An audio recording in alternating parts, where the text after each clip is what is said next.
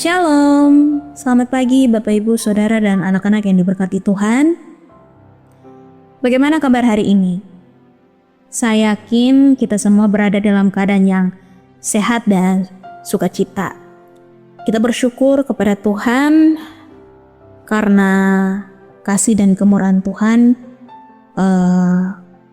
menyertai kehidupan kita. Kita dapat dibangunkan di pagi hari dan melakukan berbagai aktivitas. Terlebih kita juga dapat berjumpa kembali di dalam Sapaan dan Renungan GKI Salatiga Selasa tanggal 17 Maret 2026 bersama dengan saya Asputri Kaat. Bapak Ibu, Saudara dan anak-anak yang diberkati Tuhan, sebelum kita membaca dan merenungkan kebenaran firman Tuhan, mari kita bersatu hati di dalam doa. Kita berdoa. Sungguh kami mengucap syukur kepadamu ya Bapa, karena kasih dan kemurahan Tuhan yang tidak berkurang dalam hidup kami dan selalu kami rasakan, kami nikmati sampai saat ini. Terima kasih Tuhan, kami dapat dibangunkan pada pagi hari ini dan kami akan melakukan aktivitas kami. Namun sebelum kami melakukan aktivitas kami rindu untuk mendengarkan suara Tuhan melalui kebenaran firman-Mu. Kiranya Tuhan menolong kami, membuka pikiran dan hati kami, sehingga firman Tuhan yang disampaikan terus kami dengar, kami pahami, dan kami hidupi di dalam keseharian kami. Berfirmanlah bagi kami ya Bapa, karena kami anak-anak-Mu telah siap mendengarkannya. Di dalam Kristus Sang Firman hidup itu kami telah berdoa. Amin. Bapak, Ibu, Saudara, dan anak-anak yang diberkati Tuhan, firman Tuhan pada pagi hari ini diambil dari Kejadian pasal 2 ayat 15. Kitab Kejadian pasal 2 ayat 15. Tuhan Allah mengambil manusia itu dan menempatkannya dalam Taman Eden untuk mengusahakan dan memelihara taman itu. Dari firman Tuhan yang telah kita baca, kita akan sama-sama merenungkan di bawah tema mensyukuri dan menjaga rumah kita. Bapak, Ibu, Saudara, dan anak-anak yang diberkati Tuhan, seorang filsuf bernama Epicurus pernah berkata, "Jangan merusak apa yang kamu miliki dengan menginginkan apa yang tidak kamu miliki. Ingatlah bahwa apa yang kamu miliki sekarang dulunya termasuk dalam hal-hal yang hanya kamu harapkan."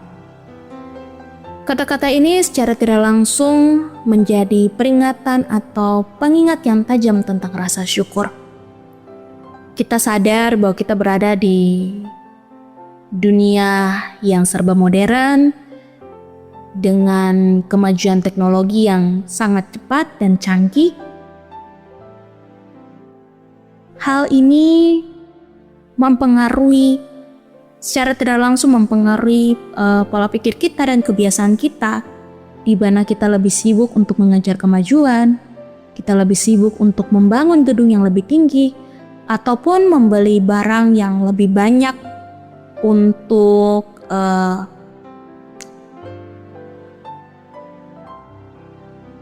validasi ataupun mengejar hal-hal yang viral atau FOMO.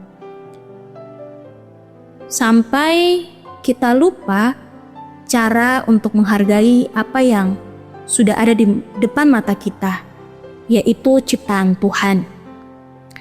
Dulu nenek moyang kita mungkin sangat menginginkan air yang bersih atau udara yang segar atau tanah yang subur untuk kelangsungan hidup. Nah, sekarang kita sudah memilikinya. Namun tanpa sadar kita sering merusaknya dengan ambisi yang tidak ada habisnya. Di mana kita menembang pohon tanpa menanam kembali atau membuang sampah sembarangan hanya karena kepraktisan sesaat, kemudian membeli barang yang sangat banyak untuk kepentingan diri sendiri dan masih banyak lagi. Nah, Ibu Bapak, Saudara dan anak-anak, di dalam kitab Kejadian pasal 2 ayat 15, Tuhan memberikan mandat yang sangat spesifik kepada manusia, yaitu manusia hanya ditempatkan di bumi tidak untuk menikmati atau mengambil keuntungan, tetapi untuk mengusahakan dan memeliharanya. Nah, memelihara berarti menjaga agar tidak merusak. Mengusahakan berarti mengelola dengan penuh tanggung jawab.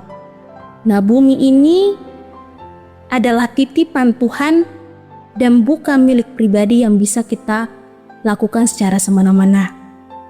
Nah, oleh karena itu, cara-cara sederhana yang bisa kita lakukan untuk menjaga bumi kita, untuk menjaga lingkungan hidup, dimulai dengan hal-hal yang sederhana, yaitu mencukupkan diri dengan tidak konsumtif berlebihan yang hanya menambahkan limbah.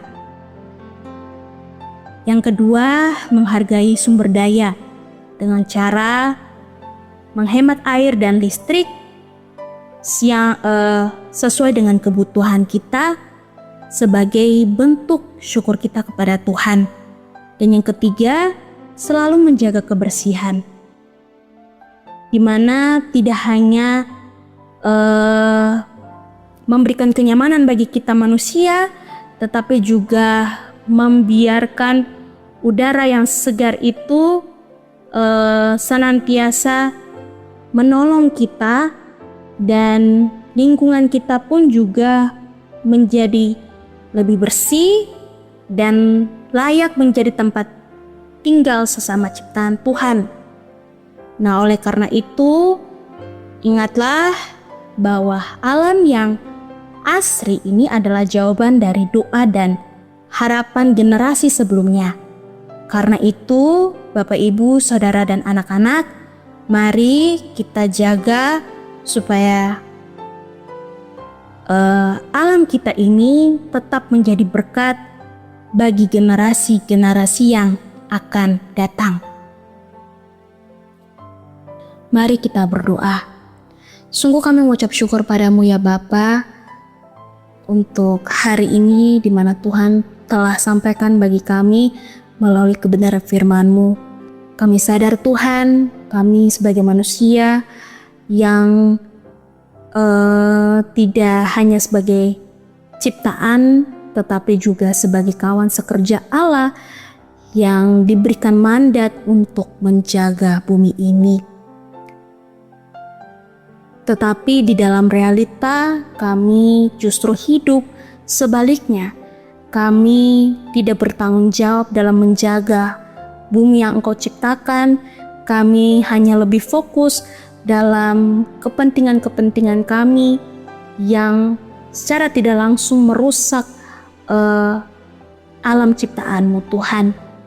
Kami mohon belas kasihan Tuhan, dan kami rindu untuk Roh Kudus-Mu yang hidup senantiasa menolong kami, memberikan pemahaman bagi kami bagaimana kami berlaku hidup sebagai manusia yang semestinya untuk mencintai alam ciptaan Tuhan, untuk selalu bersyukur dengan melakukan hal-hal yang sederhana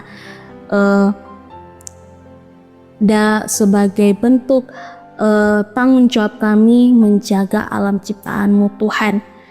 Dan kami juga memohon kiranya Tuhan juga boleh memberikan kami pemahaman yang lebih jauh tentang kebenaran firman-Mu pada hari ini, dan kami bisa melakukannya dalam kehidupan kami hari lepas hari.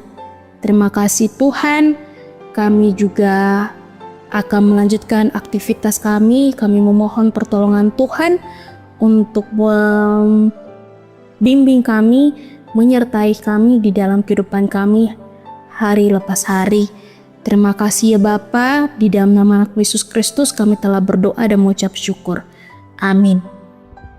Selamat beraktivitas Bapak, Ibu, Saudara, dan anak-anak. Tuhan Yesus memberkati.